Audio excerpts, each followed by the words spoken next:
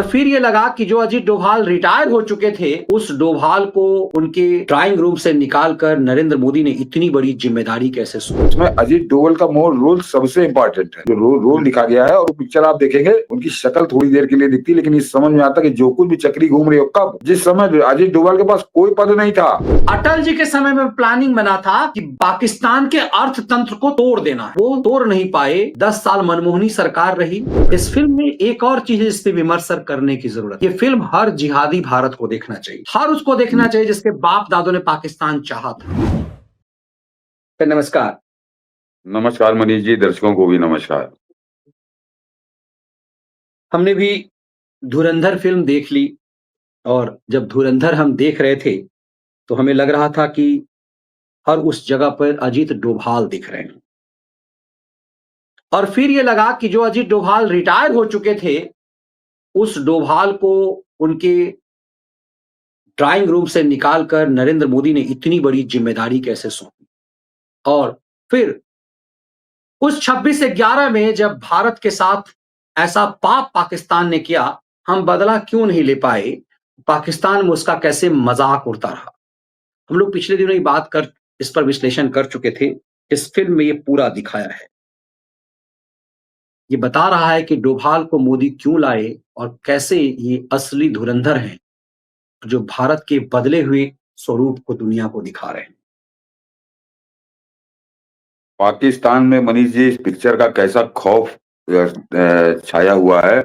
मैंने कल बताया था कि आम आदमी को तो दिखाए रहे हैं। आज एक खैराती का मैंने डाला है वीडियो, जरा उसको दिखा दीजिए, 20 सेकंड का, 20-25 सेकंड का, कि वो उस खैराती के बारे में बताऊंगा आपको। वो कोई आम आदमी नहीं है। वो खैराती पाकिस्तान का अकेला ऐसा खैराती पत्रकार है जो अपना निजी प्राइवेट जेट रखे है। जेट, सोच लीजिए वो कितनी बड़ी हैसियत का है, कैसे ISI की आंख का तारा है वो व्यक्ति। जरा उसको सुनिए क्या कह रही है।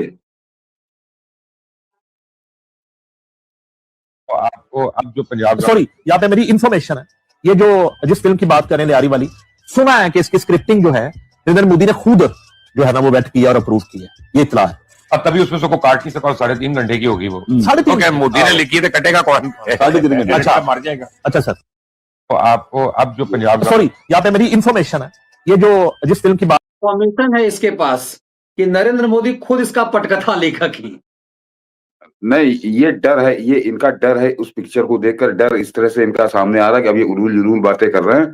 और ये जो खैराती था, मैं बता दूं, इसका नाम मुबश्शिर लुकमान है। और मलिक रियाज, आप बैरिया टाउन बहुत सुनते होंगे, तो बैरिया टाउन के मलिक रियाज ने इसको प्राइवेट जेट गिफ्ट किया था, गिफ्ट। और मैं ये अकेला वहां पाकिस्तान के सारे खैरातियों की आंख जलन का कारण बना है। इसके पास प्राइवेट जेट कैसे मेंटेन कर रहा है, जरा सोचिए आप।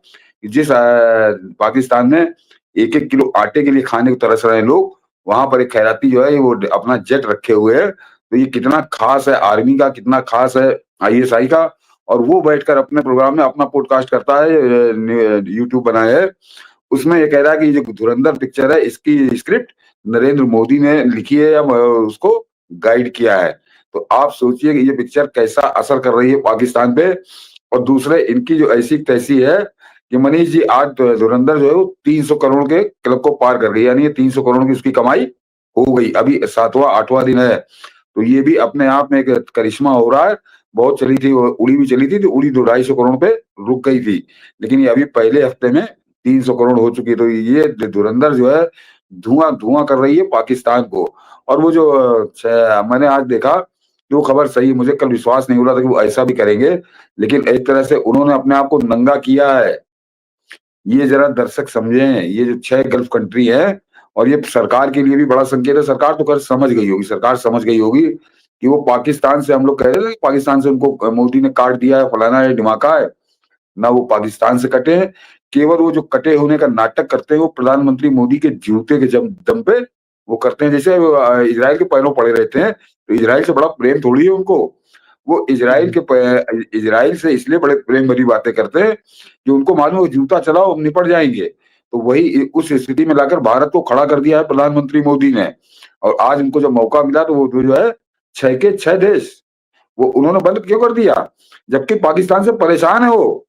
ये जरा समझिए, पाकिस्तान से परेशान है, वहां के भिखमंगों से परेशान है, कैसे भिखमंगे वहां तबाह किए दे रहे हैं, भिखमंगों को पकड़ पकड़ के पाकिस्तान भेज रहे हैं। लेकिन पाकिस्तान की बुराई एक पिक्चर में आई, और वो कोई उनका कोई लेना देना नहीं। दर्शक इसको समझे हैं कि निश्चित तौर पर मैंने कहा ये पिक्चर जो है पिक्चर नहीं है, ये है असली हाइड्रोजन बम। जो वो खैरा वो अधेड़ यहाँ घूम रहा था कि वो आईएसआई के आग लगी हुई है, तो आईएसआई ने कहा कैसे चोट करें इस पिक्चर को, कैसे इस पिक्चर को रोकें। तो उसने मैसेज भेजा है उन 6 गल्फ कंट्री को, अन्यथा उनका कोई लेना देना नहीं, उनके बारे में तो कोई बात भी नहीं है। कतर का थोड़ा जिक्र है, बाकी किसी को जिक्र नहीं है। उसके बावजूद उन्होंने अगर फिल्म को बैन किया है तो ये आईएसआई ने पूरा एक तरह से अपना जोर लगा दिया है कि इस पिक्चर को कहीं रिलीज ना होने दें। ये मगर ये अच्छी बात है, ये डर अच्छी बात है। ये डर बता रहा है कि एक पिक्चर ने एक पूरे पाकिस्तान को किस मुकाम पे लाकर खड़ा कर दिया है।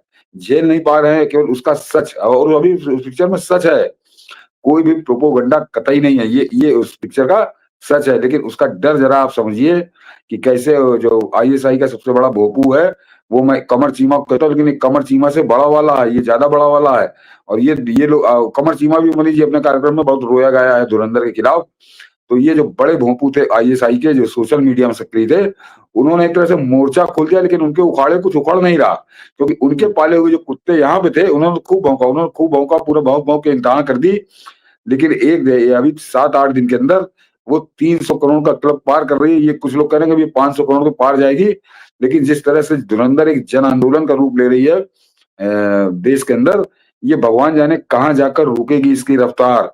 लेकिन मनीष जी, जो आपने आज का विषय रखा है वो धुरंधर का नहीं, धुरंधर पे तो हम लोगों ने कल बात की थी, अभी धुरंधर पे आज भी बात करेंगे कि मेन चीज ये है कि नरेंद्र उसमें अजीत डोवल का रोल सबसे इंपॉर्टेंट है, जो रोल दिखा गया है। और वो पिक्चर आप देखेंगे, उनकी शक्ल थोड़ी देर के लिए दिखती है, लेकिन इस समझ में आता कि जो कुछ भी चक्री घूम रही हो, कब जिस समय अजीत डोभाल के पास कोई पद नहीं था, ये बताता है अजीत डोभाल का देश प्रेम को, अजीत डोभाल के देश प्रेम को, कि वो आदमी किस तरह से आप पूरे कहूं कि सर से लेकर पैर तक वो आदमी सिर्फ देश प्रेम में डूबा हुआ है।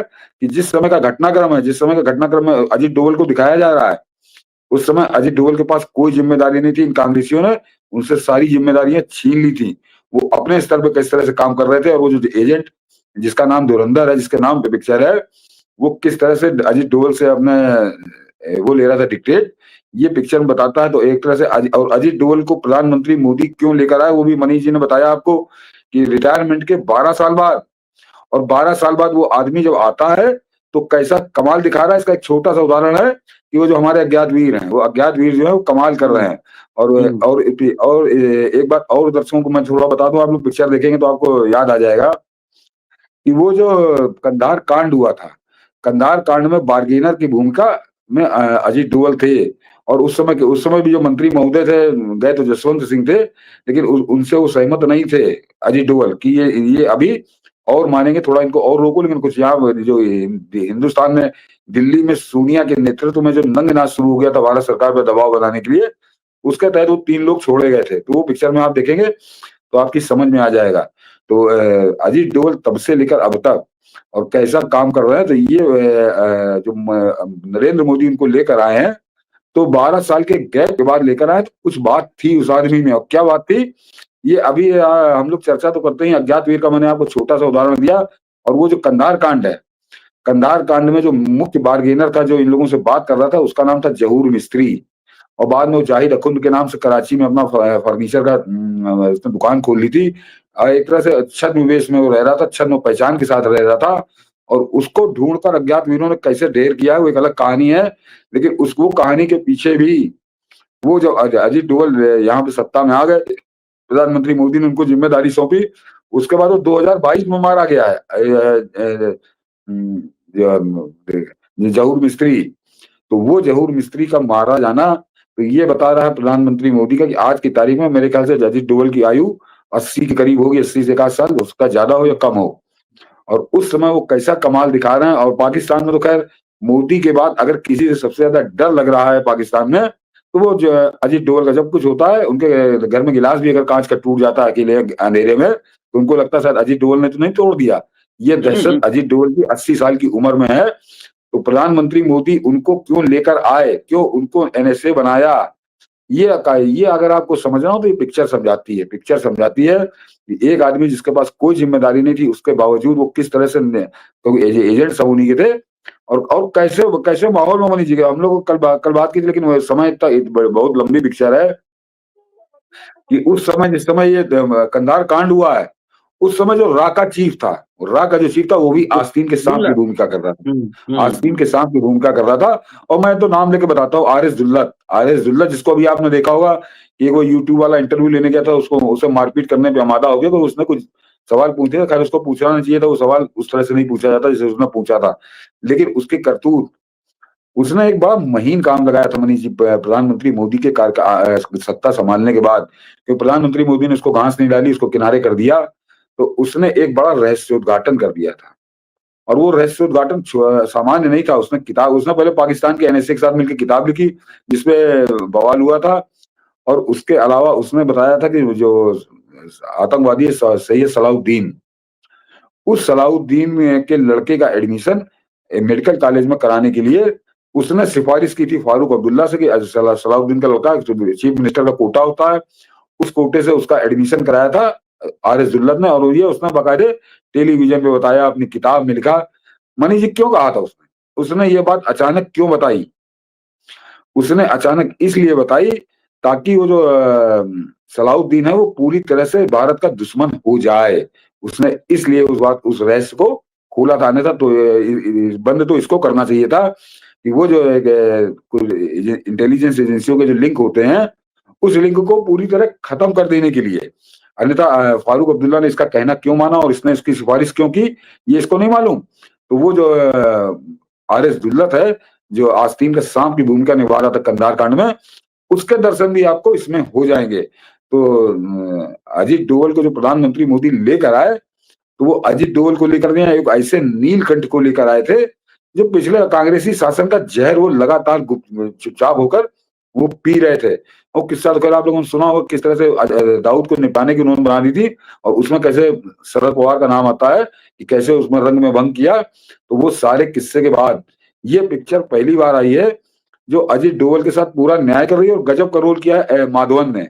जो माधवन छोटा सा रोल है, लेकिन आपको उनके रंग ढंग चाल ढाल फोटो सब कुछ देखकर पहली निगाह में आपको समझ में आ जाएगा कि ये आदमी अजीत डोवल का रोल कर रहा है। बेहतरीन पिक्चर है। अभी मनीष जी आपको बताएंगे, मनीष जी ने आज देखी, मैं तो कल देखा था, जरा मनीष जी भी बोलेंगे आपको। बिल्कुल, इस फिल्म में एक चीज जो दिखाता है जो चौंकाता है, इस फिल्म में कहता है कि हमें वो भारतीय करेंसी जो उस समय जो अपने यहाँ 500 और 1000 की नोट चलती थी, उस समय आईएसआई बताता कि भारत सरकार के मंत्रिमंडल की तरफ से हमें वो जो छापा खाना मिल गया है, बोला पैसा कैसे भारत पहुंचेगा, तो भाया कराची निकलेगा, उसके बाद कतर होते हुए वो नेपाल पहुंचेगा और नेपाल के माध्यम से उत्तर प्रदेश पहुंचेगा। तो तब ये समझ में आता है उत्तर प्रदेश में कैसी सरकारें हुआ करती थी। और आपकी सरकार, सोचिए आपकी सरकार कैसी थी, हम और आप कैसी सरकार चुनते थे कि हमारी सरकार हमारी अर्थतंत्र को चौपट करता है। एक तो एक पॉइंट ये है। दूसरा पॉइंट, वहां जो अजीत डोभाल की चर्चा होती है, हम आगे और अलग अलग परत अभी समझेंगे। अजीत डोभाल वहां कहते हैं कि हमने जो प्लान, तो अटल जी के समय में प्लानिंग बना था कि पाकिस्तान के अर्थतंत्र को तोड़ देना है, वो तोड़ नहीं पाए। 10 साल मनमोहनी सरकार रही तो पाकिस्तान का अर्थतंत्र मजबूत होता रहा, उल्टा हमारा अर्थतंत्र कमजोर होता रहा। हमारी करेंसी जो है नकली नोट था। और वो काम जो आज हो रहा है, जो पाकिस्तान का अर्थतंत्र तोड़ा है, इसका मतलब है कि वो डोभाल प्लान ही था जो पाकिस्तान का अर्थतंत्र आज जो भिखारी बन चुका पाकिस्तान, आज जो 5 किलो आटे के लिए तरस रहा है पाकिस्तान, वो सब डोभाल प्लान, जो अटल जी के समय ही डोभाल बना रहे थे। उस समय उतने बड़े अधिकारी तो थे नहीं। नहीं मनीष जी, आपने गलत सूचना दे रहे हैं। 5 किलो तो आपने 5 गुना ज्यादा बता दिया कि वहां के टेलीविजन, वहां के यूट्यूब बता रहे हैं कि 1-1 किलो आटे के लिए लड़ रहे हैं, 1-1 किलो आटे के लिए तरस रहे हैं ये पाकिस्तान, और प्रधानमंत्री मोदी के सरकार के आने के बाद तरस रहे हैं। एक दिन ये भी बताऊंगा किस तरह से मोदी ने उसके कमर तोड़ी है। तो वास्तव में सिर्फ डोभाल का प्लान है, डोभाल प्लान है, और बहुत आराम से वो कर रहे हैं। पाकिस्तान तबाह हुआ जा रहा है। और सबसे जो अभी उनका अगर आप बात करिए तो सबसे ज्यादा तो है अज्ञातवीर। और मेरे ख्याल से आप लोग इंतजार करिए, जो अगला पार्ट आएगा, जो सेकंड पार्ट आएगा, ये तो अभी फर्स्ट पार्ट है, उस थोड़ा पृष्ठभूमि बताइए। सेकंड पार्ट तहलका मचाएगा। ये जो खैराती है, इनको कहीं दिल के दौरे ना पड़ जाए, ऐसे ऐसे सच उसमें सामने आएंगे। जो कि हम लोग अक्सर एक बात करते हैं ना कि पाकिस्तान को बर्बाद करने की जरूरत नहीं है, पाकिस्तान को जमीन से हटाने की जरूरत है, पाकिस्तान का वजूद होना जरूरी है, लेकिन वो भिखारी पाकिस्तान होना चाहिए, वो कंगला पाकिस्तान होना चाहिए। मतलब हम लोग जो बात कर रहे थे, दरअसल डोभाल 2001-2 में ये प्लानिंग कर रहे थे और उसको अमली जामा अब मोदी काल में पहुंचाया गया कि पाकिस्तान, कंगला पाकिस्तान, बर्बाद पाकिस्तान, भिखारी पाकिस्तान क्यों जरूरी है। और यहां क्या करते थे, एक मजबूत पाकिस्तान हमारे लिए जरूरी है, अमन की आशा, वो दुल्लत कह रहा ना, अमन की आशा की जरूरत है, वो सब शब्द का इस्तेमाल है वहां पे, ये हाँ। पाकिस्तान को जिंदा रख रहे थे। अब आप ये जो कांग्रेसी हैं, जो विरोधी हैं, इनका पाकिस्तान प्रेम और भारत से नफरत जरा एक एक तथ्य से आप समझ लीजिए। आप डोभाल को प्रतीक मान लीजिए। इन्होंने डोभाल 2004 में इनके पास सत्ता आती है, उसके बाद डोभाल से कोई काम नहीं रहता, डोभाल को ये फारिग कर देते हैं, कोई काम नहीं लेते। 2004 से 2014 तक 10 साल इन्होंने फ्री रखा और ये पाकिस्तान के प्रेम में डूबे रहे। और आज की तारीख में जब डोभाल दोबारा ताकतवर होते हैं, दोबारा एनएसए बनते हैं, तो एक चीज देखिए आपने मनीष जी, ये दर्शक याद करेंगे पिछले 10 सालों के अंदर कम से कम 10 बार इन्होंने बड़े अश्लील और अराजक हमले अजीत डोभाल पे किए हैं। कभी उनपे किया, कभी उनके लड़के पे किया, कभी उनको दलाल बताया, कभी कुछ बताया, कभी आईएसआई का एजेंट बताया उनके लड़के को। शर्म नहीं आई इन कांग्रेसियों को कि 70 साल जिस आदमी ने पाकिस्तान की नाक में दम कर दिया, उसके बेटे को आईएसआई का एजेंट बता रहे थे, तो ये जानबूझकर पाकिस्तान की चमचागिरी बता रहे थे और पाकिस्तान के बारे में आज तक एक शब्द नहीं बोला।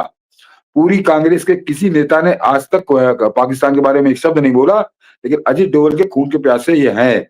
तो ये पूरे का ये अपने आप में ये एक तथ्य ऐसा बता देता है कि कांग्रेस का चरित्र क्या है। और मैं दर्शकों से बता दूं मनीष कि एक कल जो ये हाइड्रोजन बम करता है ना अधेड़, कल एक हाइड्रोजन बम फोड़ूंगा और वो पूरी तरह से नंगा कर देगा, कुछ बचेगा नहीं इनके पास। कल आप लोग जरूर देखिएगा इसका डिबेट को। इतना ही बताऊंगा आज कि ये अधेड़ जो है, इसको भागे गली नहीं मिलेगी, कल देखिएगा। इस फिल्म में एक और चर्चा हो रही है, जो मतलब मुझे कई बार लगता है ना कि जैसे लगता है कि कुछ चीजें हम लोग सब भांपते थे। इस फिल्म में एक चर्चा हो रही है कि 26/11 जब हुआ तो पाकिस्तानी कह रहे हैं कि हम तो सोच रहे थे भारत हमसे बदला लेगा, कुछ ना कुछ करेगा, ये तो नपुंसक सरकार है। हिंदू तो बहुत हाँ। डरपोक होते हैं। सोचिए पाकिस्तानियों को कल्पना नहीं हुई होगी कि ये उरी करेंगे, कल्पना नहीं हुई होगी कि ये सर्जिकल स्ट्राइक करेंगे, क्योंकि 26/11 से बड़ी तो कोई आतंकी हमला इस देश पर हुआ नहीं। एक संसद कांड कह लीजिए, एक 26/11 कह लीजिए। संसद कांड इसलिए बड़ा है क्योंकि हमारी पार्लियामेंट पे हमला था, इसलिए वो बड़ा है। लेकिन हिला देने वाली घटना 26/11 है। और पाकिस्तान में कह रहे कि हम तो इंतजार कर रहे थे कि कुछ करेंगे। मतलब हमारी छवि एक नपुंसक, हिजड़े कौम की थी, एक कमजोर, हाँ। निढाल, लाचार देश की थी। कांग्रेस की मनमोहनी सरकार ने स्थिति इतनी बदतर कर हो गई थी। मुझे लगता है नेहरू से लेकर के और मनमोहन तक इतना लाचार सरकार कोई नहीं रहा होगा जो सोनिया ने मनमोहन सिंह को कर दिया हुआ था। मैं ना मनीष जी पाकिस्तान को तो छोड़ दीजिए, वो तो खैर भिखमंगा है, फकीर है, उसकी छोड़ दीजिए।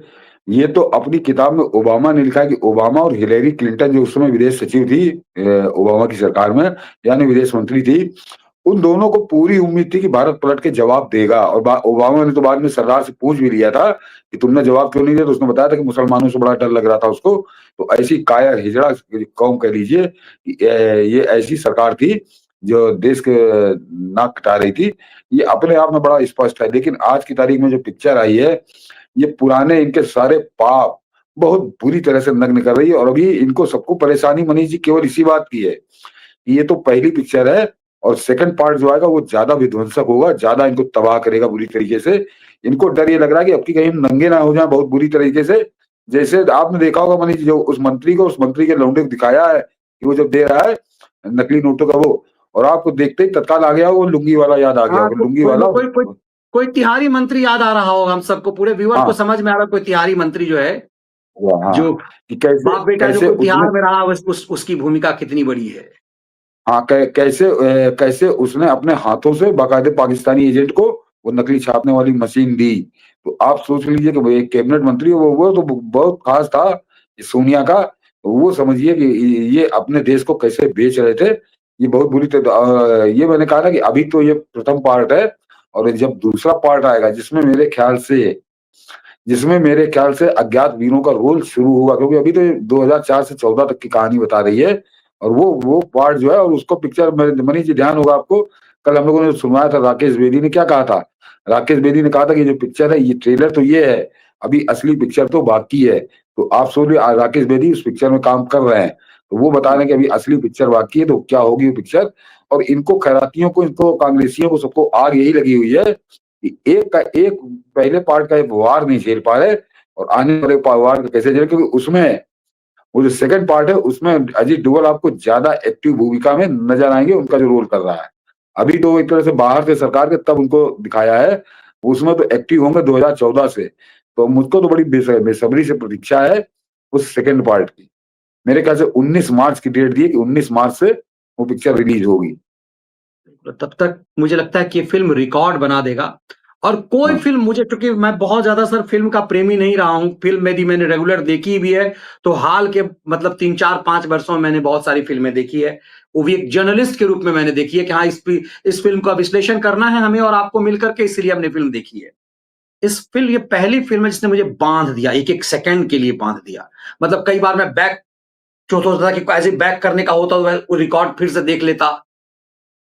इस स्थिति में मैं रहा कि बांध के रखा इस फिल्म ने। इस फिल्म में एक और चीज इस पे विमर्श करने की जरूरत है। ये फिल्म हर जिहादी भारत को देखना चाहिए, हर उसको देखना चाहिए जिसके बाप दादों ने पाकिस्तान चाहा था। वो जो बिहार के गवर्नर कहते हैं ना उस बुढ़िया को कि तुम्हें कैसा इस्लामिक देश चाहिए, सीरिया चाहिए, पाकिस्तान चाहिए, इराक चाहिए, कौन सा देश चाहिए? मुझे लगता है कि इस फिल्म को देखने से सोचिए कैसी नरक जगह है वो।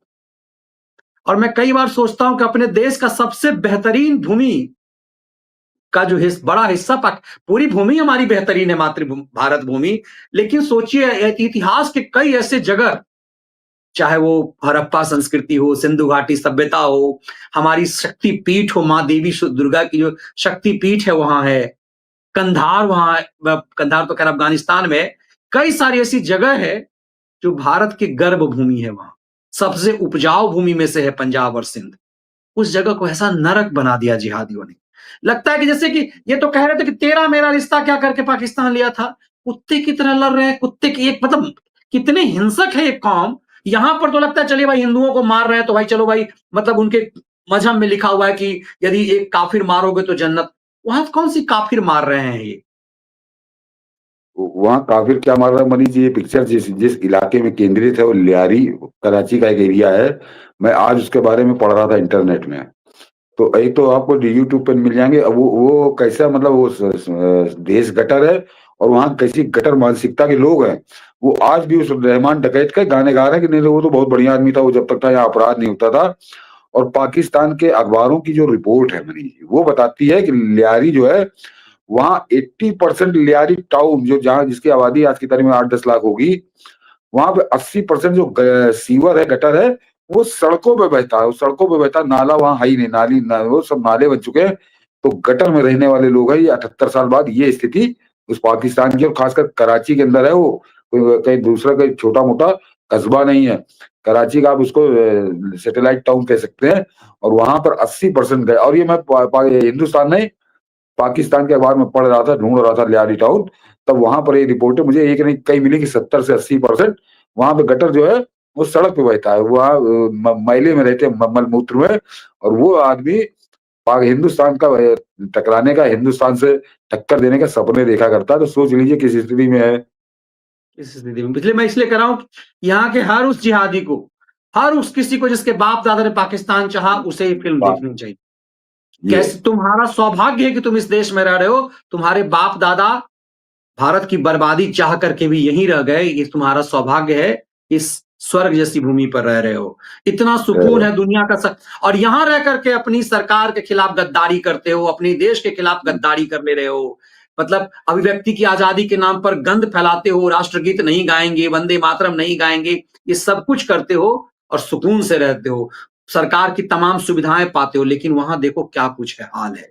मुझे याद आता है, प्रणय में कई बार शो में चर्चा कर चुका, प्रणय जेम्स राय के चेले कहते, मनीष लाहौर गए हो कभी? मैं 2 बार गया हूं। लाहौर जैसा शहर नहीं है, पाकिस्तानी जैसे बेहतर इंसान नहीं है, बड़ी इज्जत करते हैं हिंदुस्तानियों की। यदि हिंदुस्तान से इज्जत करते तो नफरत पे पाकिस्तान नहीं बनता। इसीलिए मुझे लगता है ये फिल्म हर किसी को देखना चाहिए, खास करके उनको भी जिनके बाप दादा ने पाकिस्तान चाहा है। मैंने आज मनीष जी एक पोस्ट डाली है ट्विटर पे, तो पढ़ लेंगे। मैं जरा सुना दूं कि मैंने कहा क्या, ये पिक्चर हमें संदेश क्या दे रही है।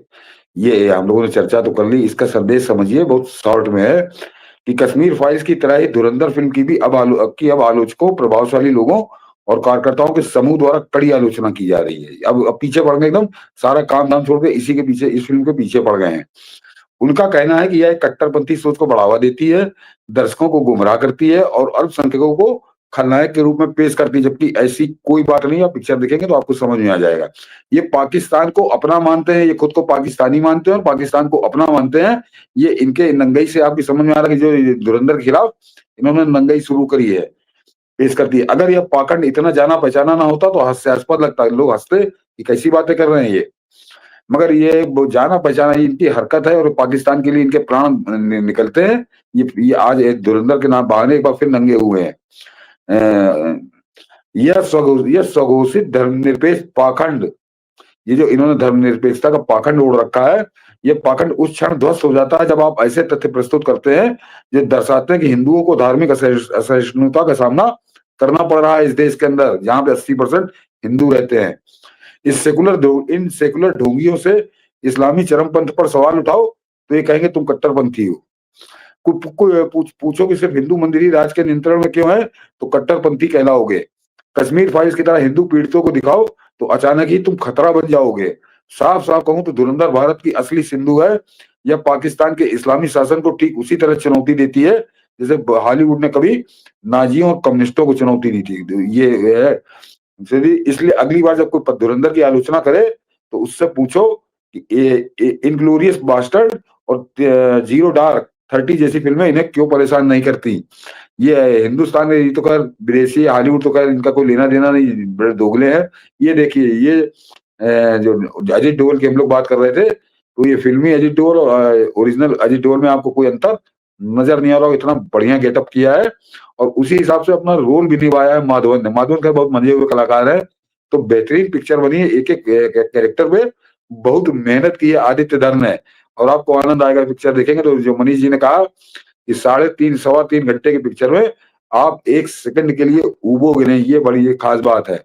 और ये जो पाखंडी धर्मनिरपेक्ष है, इनको तो नंगा करिए। जब ये बात करें तो इनको नंगा करिए कि तुम क्या कर रहे थे। मनी ये पिक्चर है परजानिया, वो ब्लैक फ्राइडे, जो जरा सोचिए कि कैसे इनके ये कितने बेलगाम हो गए थे कांग्रेस के शासनकाल में, कि वो जो बंबई का बम विस्फोट हुआ 12 जगहों पे, जिसको बाद में बढ़ा के शरद पवार ने 13 कर दिया था, हिंदू इलाका बता दिया था, मुसलमान इलाका, ताकि मुसलमानों पे शक ना हो, मुसलमानों पे गुस्सा ना निकले, तो उसने फर्जी एक 13वां इलाका जोड़ दिया था।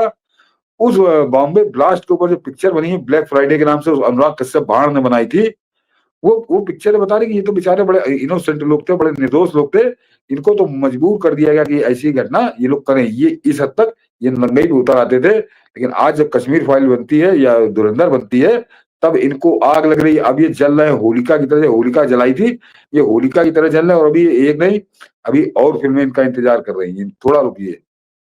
बिल्कुल, इसीलिए इस फिल्म को देखिए, तब ये समझ में आएगा कि आपने कैसे लोगों के हाथ में भारत की तकदीर दी थी और कैसे हमें तबाह कर दिया गया। और आज की तारीख में कैसे भारत ने पाकिस्तान को आर्थिक रूप से कंगला करके उसे दुनिया में कहीं का नहीं छोड़ा है। ये सबसे महत्वपूर्ण है।